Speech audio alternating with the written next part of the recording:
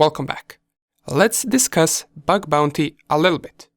We mentioned it in the previous video, but what exactly is it? There is one thing that we know. It has nothing to do with the real bugs.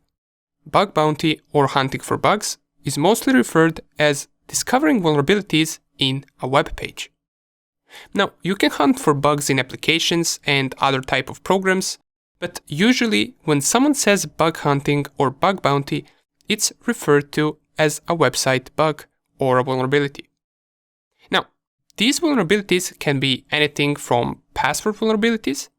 Maybe they are not encrypted well and the attacker can easily break them. Or perhaps there is a database vulnerability and the attacker can extract all of the information from the database, including usernames, passwords, emails, and other personal information that shouldn't be public. Some vulnerabilities can also target not only websites, but client devices as well. By this, I mean that there are vulnerabilities that could also be dangerous for the client that visits a vulnerable web page. But don't worry, all of this is something that we will talk about in the course, and we will explain how all of these attacks work. For now, it's important that we mention what do we need before we even start hacking. So the first thing that we want to do is to create a virtual environment. And this is something that we mentioned in the previous video. We want to create a virtual machine that we will use for hacking. This will be our own personal machine that we're strictly going to use to run different tools and perform different attacks. But we will also be installing vulnerable virtual machines that are running a web page that we can attack and that we can practice on. Why, you might be asking? Well, we can't just target any website without permission. That is why we're going to create our own machine with a website that we can attack as much as we want. Second thing that we must get used to is Kali Linux. Now, Kali Linux is an operating system the penetration testers use. You probably already know it, but we're going to use it inside of this course. It is a Linux-based operating system that comes with a bunch of useful tools that a hacker needs.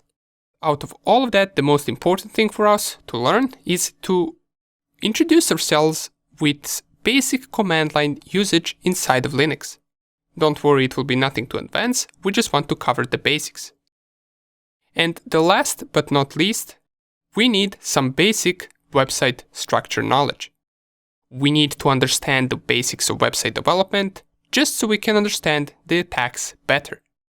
For this, we need to know what different programming languages in web development are used for, and we need to recognize them.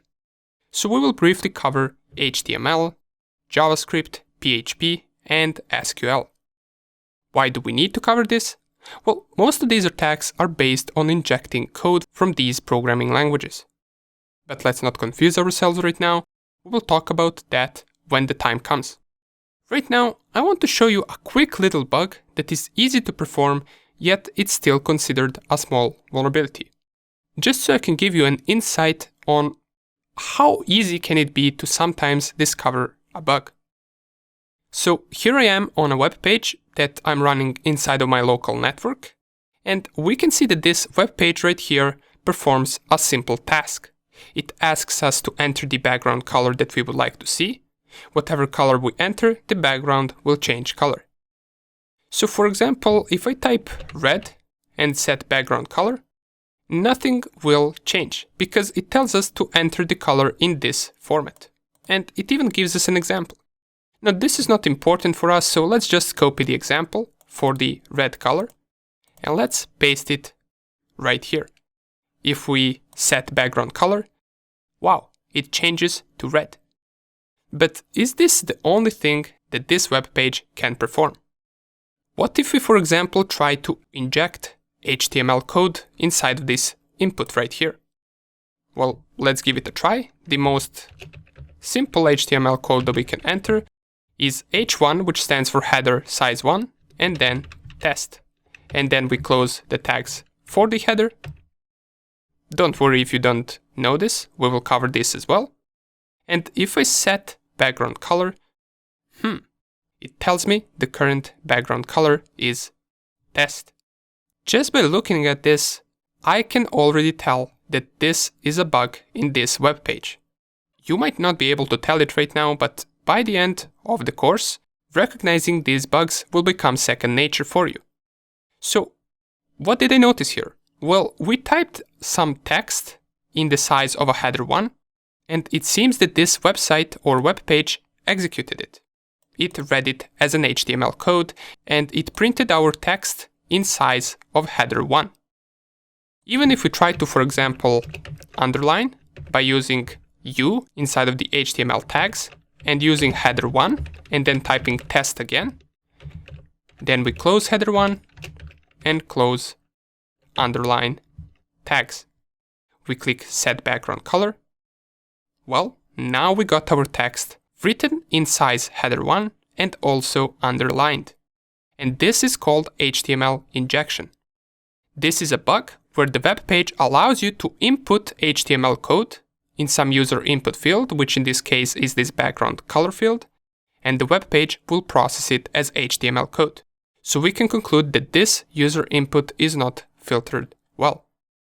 If this is too overwhelming for now, don't worry, we will explain all of this in details later in the course. I just wanted to show you a cool little bug that is so easy to find, yet it is discoverable in so many websites that are currently online. Now, enough of talking. Now that we explained Bug Bounty a little bit, let's get straight into setting up our virtual environment. See you in the next video.